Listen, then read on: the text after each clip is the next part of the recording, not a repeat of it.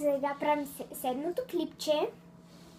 И в това клипче ще изпълним чаши и въртене в кръг.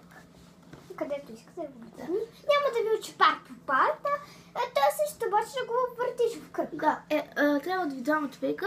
Единия върти по часовникова стрелка, а другия срещу часовникова стрелка. Сега ще разберете за какво говорим. Да започваме. 1, 2, 3.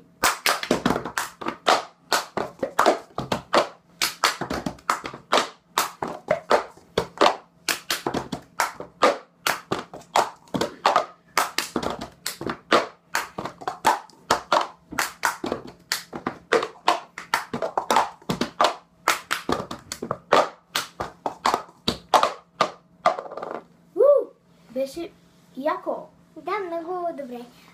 От мен чуйте, споделяйте, пишете коментари, много ще ни е приятно. И очаквайте 10-тия клип. Много ще ни е приятно и Къпса!